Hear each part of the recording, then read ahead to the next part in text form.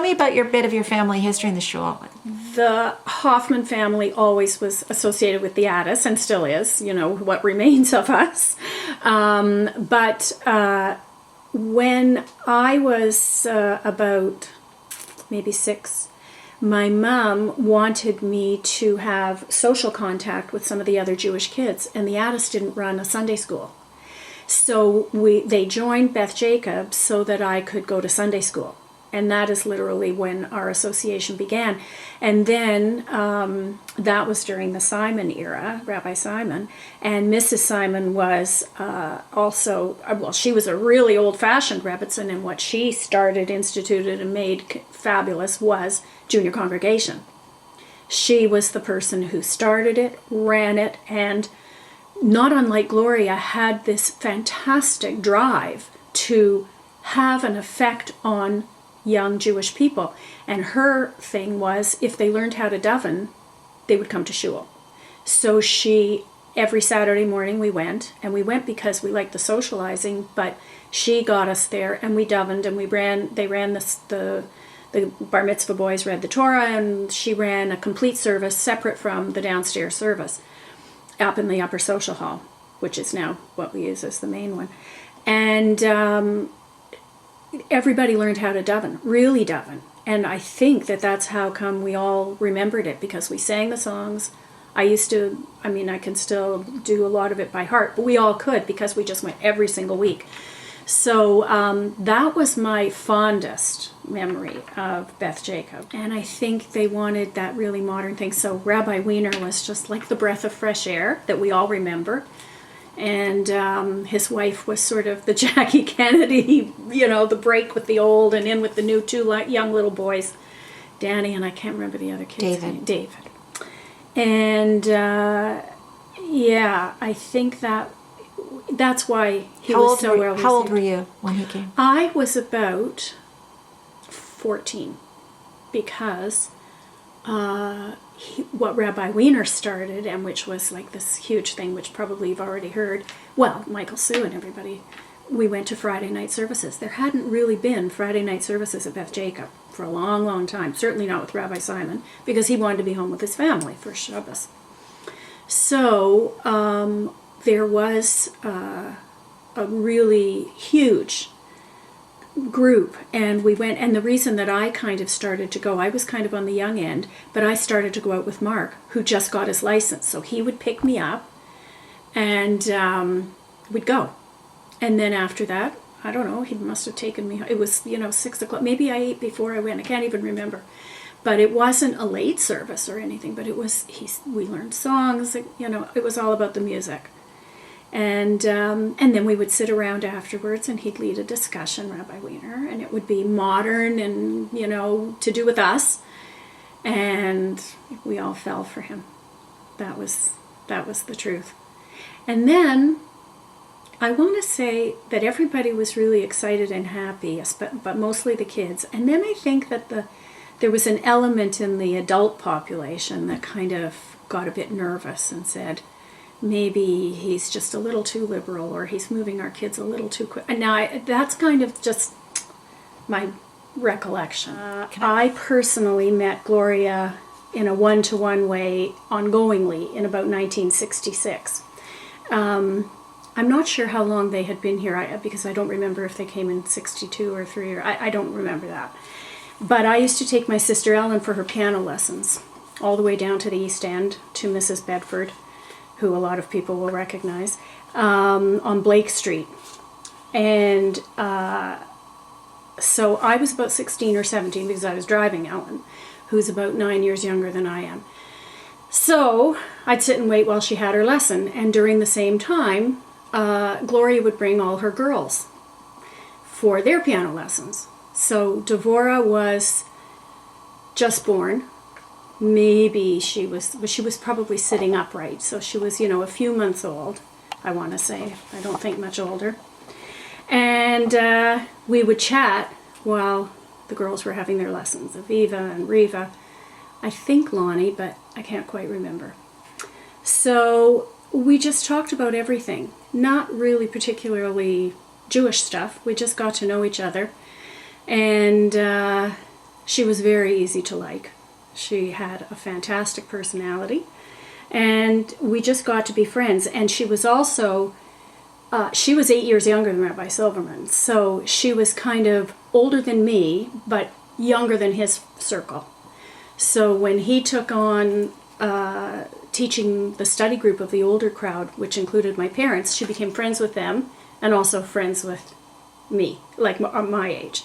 So she could kind of bridge a lot of ages, which was a gift, I'm sure, in her position. So, and actually decades later, Rabbi Silverman took on a few of us also and started a study group, and we went for a few years. It was interesting, and we studied hard, but I don't think we ever came up to his expectations, but we enjoyed it. About Gloria, I don't know if anybody else would use this word, and it's certainly a strange one to use about her, but she could be quite irreverent. And I don't mean that religiously so much. She was smart, and she was funny, and she liked a little bit of gossip. She didn't mind. I think she thought of me as her bad friend, because we always had people we could chat about, and we did. And we joked about stuff. And I think I thought of her as the cool Rebbitzin. She didn't mind being called a Rebbitzin, even though it was kind of a bit of a passé moniker for people her age. It was sort of changing over, and women were, and she was quite feminist, and were expecting to be viewed in their own right, and she in fact was. But she didn't mind being the Rebbitzin as well, and she was a massive help to Rabbi Silverman in those terms, for sure. So, above all, she was an educator. She had Beth Jacob Hebrew School first and foremost in her thoughts all the time, and other people can talk about that much more than I can, because I wasn't involved with the school because my kids didn't go there. But that was always her first love. And I think that she really, did so much for it.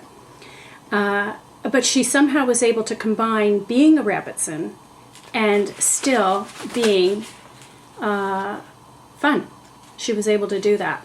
And I thought that was really kind of special, because she was kind of transitioning from that old-fashioned wife of the rabbi thing into the modern era, for sure. And she brought us along with her. So that's certainly things that I really remembered. Then I was getting married. Years passed. I went to university, obviously, came back to Hamilton, and then I was getting well, I didn't come back until I was getting married in 1969. And strange, we were getting ready to walk down the aisle, and it was a long procession because I had a ton of bridesmaids and Mark had a lot of groomsmen. And I just thought, I didn't think I could go down the aisle. So I guess it was kind of a panic attack before we used those words. And I just thought, I can't do this. I didn't want to go out in front of 350 people. It was a massive wedding, and my dad and mother were out there already. I think my dad was coming back for me. I just couldn't make it. So that somebody decided they were going to go out and get Gloria. And they got her out of the audience, brought her back to me.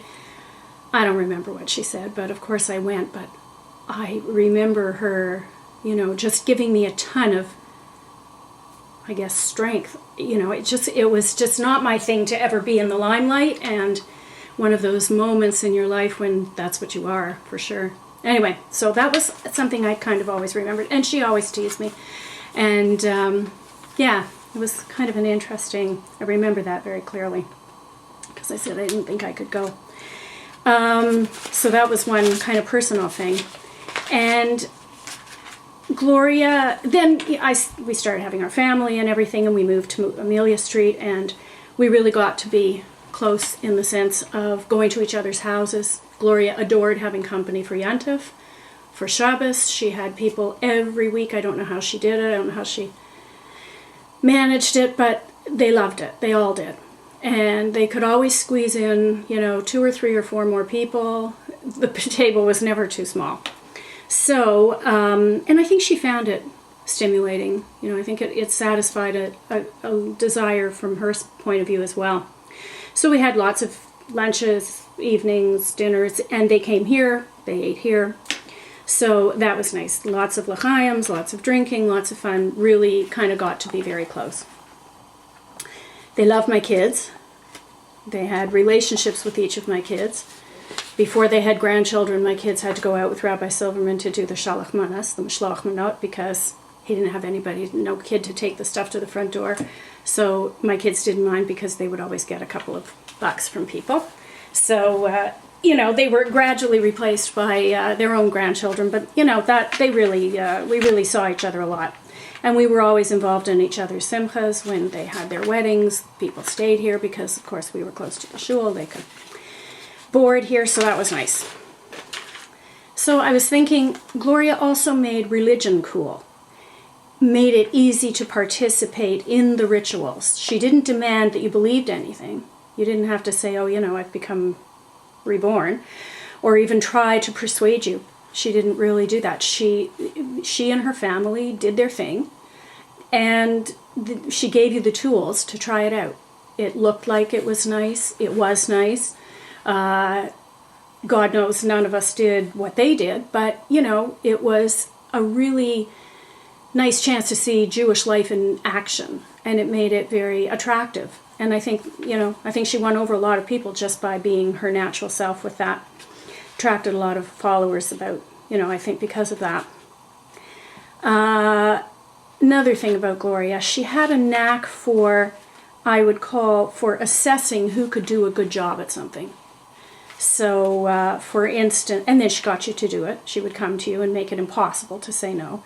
For instance, she came to Sharon Lax and me and said that she wanted us to run this huge project, March Magic. I don't know if you remember it. And, you know, of course we did it because you couldn't say no. And we worked on it for the better part of a year, made a lot of money, did the handicap access thing with the money that was earned. That was great. You know, we had a goal and it worked out. And it was just, you know, the fact that it was a fundraiser was obvious. But we managed to have fun doing it. There were lots of committee meetings. Gloria managed to come to most of them.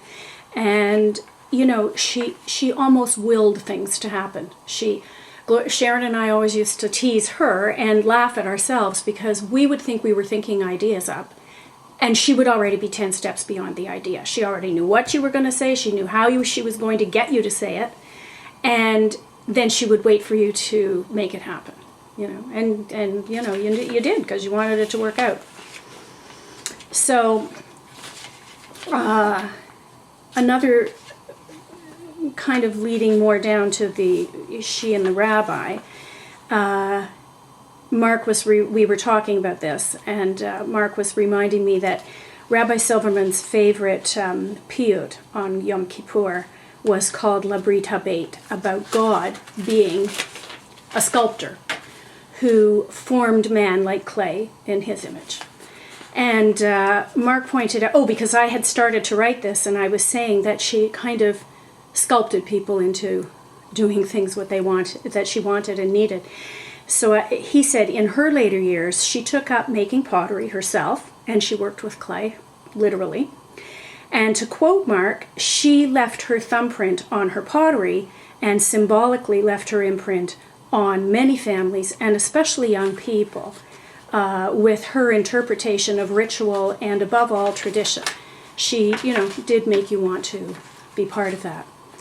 And I think I would close by saying that when Gloria was at her best, which she was for many years with us, she made you want to do your best. And I think that was her personal, most lasting legacy.